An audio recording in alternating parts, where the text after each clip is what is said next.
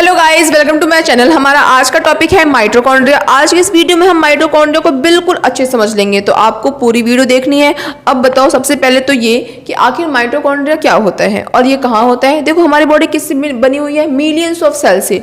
तो सेल्स का स्ट्रक्चर कैसा होता है, सेल होता है, ठीक है, आउटर मेम्ब्रेन, अंदर क्या होता है साइटोप्लाज्म, बीच में क्या होता है न्यूक्लियस। तो जो साइटोप्लाज्म होता है ना, जो लिक्विड पार्ट होता है, उसके अंदर बहुत सारे क्या प्रेजेंट होते हैं, माइटोकॉन्ड्रिया प्रेजेंट होते हैं। और हम माइटोकॉन्ड्रिया को powerhouse of the cell भी कहते हैं। क्यों कहते हैं ये हम आगे वीडियो में जानेंगे। बट माइटोकॉन्ड्रिया दिखता कैसा है, तो हमें क्या देखना है, उसका डायग्राम। तो माइटोकॉन्ड्रिया कुछ ऐसा दिखता है, इतना बड़ा सा नहीं होता, बहुत छोटा सा, बहुत छोटा सा होता है, ठीक है। तो सेल कितना छोटा होता है, साइटोप्लाज्म में प्रेजेंट होता है बहुत सारे माइटोकॉन्ड्रिया। सोचो कितने ही छोटे होंगे वो लोग, ठीक है। तो अब देखो, अगर मान लो डेफिनेशन आता है, पूछता है एग्जाम में आपसे कि आखिर माइटोकॉन्ड्रिया क्या होता है, तो आप क्या लिखोगे। देखो यहाँ मैंने डेफिनेशन लिख रखा है, mitochondria are membrane bound organelles present in the cytoplasm of all eukaryotic cells. जो माइटोकॉन्ड्रिया होता है वो मेम्ब्रेन बाउंड ऑर्गेनल्स होता है, जो कि कहाँ प्रेजेंट होता है, साइटोप्लाज्म में, किसके, ऑफ ऑल यूकैरियोटिक सेल्स के, ठीक है। अब देखो, they are responsible for producing ATP. वो एटीपी को प्रोड्यूस करने के लिए रिस्पॉन्सिबल होता है mitochondria. What is ATP, ATP क्या होता है, एटीपी का फुल फॉर्म क्या होता है, एडिनोसाइन ट्राइफॉस्फेट, ठीक है। अब देखो, the main energy currency of the cell, ठीक है, हम एटीपी को क्या बोलते हैं, main energy currency of the cell बोलते हैं। ये तो एग्जाम में लिखने वाली डेफिनेशन हो गई। बट एक बात बताओ, आपको सबसे पहली चीज तो ये रटना नहीं है, समझ के करना है। तो समझने के लिए हमको पढ़ना पड़ेगा कि जो देखो माइटोकॉन्ड्रिया होता है, ये प्लूरल को हम माइटोकॉन्ड्रिया कहते हैं। अगर सिंगुलर है तो क्या बोलते हैं, उसे हम माइटोकॉन्ड्रियन कहते हैं, जो कि कवर्ड बाय टू मेम्ब्रेन, जो कि दो मेम्ब्रेन से कवर्ड होता है। देखो दो मेम्ब्रेन कौन कौन सा, एक जो आपको ये हिस्सा दिख रहा है ना, ये हमारा क्या है, आउटर मेम्ब्रेन, ठीक है। देखो यहाँ लिखा हुआ है, इसे हम क्या कहते हैं, आउटर मेम्ब्रेन। और एक अंदर और दिख रहा है आपको ये वाला हिस्सा, ये हमारा कौन सा है, इनर मेम्ब्रेन। ये आउटर मेम्ब्रेन और ये इनर मेम्ब्रेन। और आउटर और इनर के बीच में क्या है, स्पेस है। उस स्पेस को हम क्या कहते हैं, इंटर मेम्ब्रेन स्पेस, ठीक है। उनके बीच की स्पेस को क्या बोलते हैं, इंटर मेम्ब्रेन स्पेस, ठीक है। उसके बाद देखो, आपको कुछ फोल्ड्स दिख रहे होंगे ना, ये जो फोल्ड्स है, देखो बाहर वाले सरफेस पे कोई फोल्ड नहीं है, बट अंदर वाला जो मेम्ब्रेन है उस पर क्या है, फोल्ड है। क्यों है, जो बाहर वाला मेम्ब्रेन है फोल्ड तो है नहीं, तो जितना है उतना ही रहेगा। लेकिन जो अंदर वाला मेम्ब्रेन है उसके अंदर फोल्ड है ना, तो उससे वो क्या होगा, सरफेस एरिया इंक्रीज होने में हेल्प होगी, ठीक है। अब देखो, तो जो ये फोल्ड है ना, इसे हम क्या कहते हैं, क्रिस्टे कहते हैं। इसके अंदर वाले एरिया को मैट्रिक्स कहते हैं। हमको पता ही है कि जो हमारा माइटोकॉन्ड्रिया होता है उसके पास खुद का डीएनए वगैरह होता है। तो देखो यहाँ पे डीएनए है, यहाँ पे राइबोसोम्स है। तो ये हमारा कुछ बेसिक सा स्ट्रक्चर है किसका, माइटोकॉन्ड्रिया का। आपको सिर्फ इतना याद करना है। उसके बाद इधर देखो लिखा हुआ है कि कवर्ड बाय दो मेम्ब्रेन से कवर्ड होता है। कौन कौन सा, एक इनर मेम्ब्रेन और एक outer membrane. Inner membrane is deeply folded, कि जो इनर वाला मेम्ब्रेन है वो क्या है, डीपली फोल्डेड है। क्यों, विच कॉल्ड अ क्रिस्टे, मतलब उस फोल्ड को क्या कहते हैं हम, क्रिस्टे कहते हैं।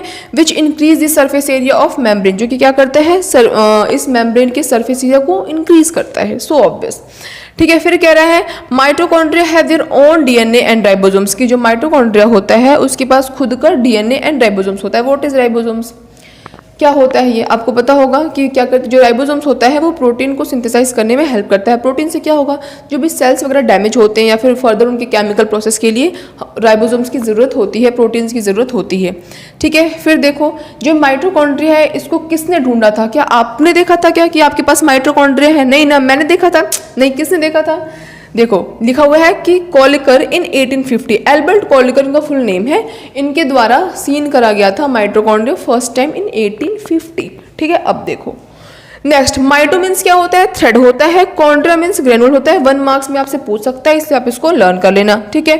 कॉम्पोजिशन क्या है माइटोकॉन्ड्रिया का, प्रोटीन, लिपिड, आरएनए, डीएनए, इन सब से का मतलब इन सब से मिलकर जो कॉम्पोजिशन है वो ये कह रहा है, ठीक है। फिर कह रहा है due to the presence of ribosomes and DNA they are known as a self replicating organelles. क्योंकि माइटोकॉन्ड्रिया के पास खुद का राइबोसोम्स होता है, खुद का डीएनए होता है, इसीलिए वो सेल्फ रेप्लिकेट यानी कि सेल्फ डिवाइड खुद को कर सकते हैं, ठीक है। तो ये हमारा क्या है, स्ट्रक्चर है।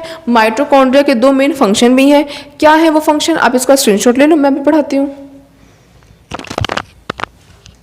सो गाइस अब हम पढ़ते हैं माइटोकॉन्ड्रिया के फंक्शन के बारे में। आखिर माइटोकॉन्ड्रिया हमारा जो है वो कौन से फंक्शंस परफॉर्म करता है, तो चलो देखते हैं। देखो सबसे पहले लिखा हुआ है कि mitochondria do cellular respiration. Cellular मतलब सेल के अंदर, और रेस्पिरेशन मतलब तो आपको पता ही होगा कि ऑक्सीजन का इनटेक करना फॉर एनर्जी के लिए, एनर्जी पर्पस के लिए ऑक्सीजन को इनहेल करना, और carbon dioxide as a waste product जब बाहर निकलते हैं तो हम क्या कहते हैं, रेस्पिरेशन कहते हैं। तो माइटोकॉन्ड्रिया क्या करता है, सेलुलर रेस्पिरेशन करता है। कैसे करता है, इधर देखो देखो थ्रू ऑक्सीडेशन। बट होता क्या है, देखो हम खाना खाया, सेल तक गया, खाना तो है उसके पास। जो माइटोकॉन्ड्रिया होता है ना उसके पास खुद का एंजाइम भी होता है, ठीक है। तो अब देखो जो फूड है वो ऑक्सीडेशन के प्रोसेस के अंदर जाएगा। कैसे, with the presence of, in the presence of enzymes और ऑक्सीजन। खाना है, एंजाइम तो माइटोकॉन्ड्रिया के पास होता ही है, ऑक्सीजन वो क्या करेगा, इनटेक करेगा, ठीक है। तो ऑक्सीडेशन होगा, फूड हमारा क्या होगा, ऑक्सीडेशन के प्रोसेस में जाएगा।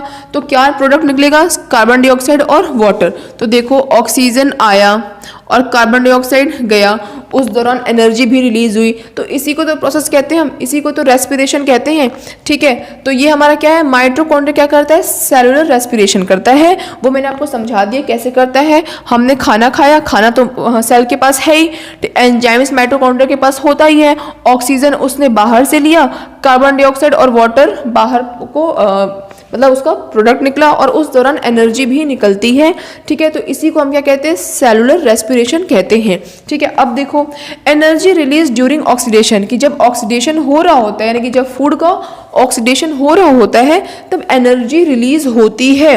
Energy is use to form ATP molecules, और जो एनर्जी रिलीज हो रही होती है उसका काम क्या होता है कि वो क्या करते हैं, एटीपी मॉलिक्यूल्स को फॉर्म करने के लिए एनर्जी का यूज किया जाता है। और जो एटीपी का फुल फॉर्म तो मैंने बता दिया, एडिनोसिन ट्राइफॉस्फेट। अब उसका क्या कह रहा है, ATP is utilised by cell for energy. जैसे मान लो कि मैंने खाना खाया, ठीक है, मेरे को अभी कोई एक्टिविटी परफॉर्म नहीं करनी है, मेरे को 2 घंटे बाद करनी है। तो क्या अगर मेरे को अभी कोई एक्टिविटी परफॉर्म नहीं करनी है तो मेरी एनर्जी क्या होगी, स्टोर होगी ना, in the form of ATP. मेरे को जब चाहिए होगी तब वापस से मेरे सेल्स क्या करेंगे, एनर्जी को यूटिलाइज करेंगे। कहाँ से, वो तो स्टोर है ना, in the form of ATP. तो वहाँ से वो क्या करेंगे, यूटिलाइज करेंगे। बाकी और भी प्रोसेस हमेशा लगातार जो सेल्स होते हैं वो अपना काम तो करते रहते हैं ना। तो अपने जो भी मैकेनिकल वर्क के लिए, जो भी केमिकल वर्क के लिए, जो भी सेल्स क्या करते हैं, एनर्जी को यूटिलाइज करते हैं। वो कैसे करते हैं, एटीपी के फॉर्म से एनर्जी को लेते रहते हैं, यूज करते रहते हैं, ठीक है। और इसी कारण से हम क्या कहते हैं, cell use this energy for their activity. जो सेल्स होते हैं वो इस एनर्जी को, एटीपी से जो एनर्जी वो लेते हैं, वो अपनी एक्टिविटी को परफॉर्म करने के लिए यूज करते रहते हैं। इसी कारण से हम माइटोकॉन्ड्रिया क्या कहते हैं, powerhouse of the cell कहते हैं।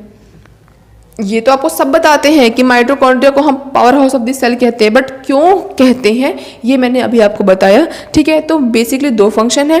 पहला फंक्शन कि वो सेलुलर रेस्पिरेशन करता है, और दूसरा फंक्शन कि वो powerhouse of the cell है। क्यों, क्योंकि जो सेल्स होते हैं उनको तुरंत एनर्जी चाहिए नहीं, उनको एनर्जी चाहिए जब वो काम करेंगे, उस दौरान क्या चाहिए, उनको एनर्जी चाहिए। तो जो एनर्जी होती है वो एटीपी के फॉर्म में स्टोर होती है, जब चाहिए होती है तब वो वहाँ से उसको यूटिलाइज करते हैं। That's why it is called powerhouse of the cell. I hope आपको ये वीडियो बहुत अच्छी समझ में आई होगी। ऐसे और इन्फॉर्मेटिव वीडियोज़ के लिए मेरे चैनल को सब्सक्राइब जरूर करें, और अगर वीडियो पसंद आई हो तो उसे एक लाइक ज़रूर करें। That's all, bye guys.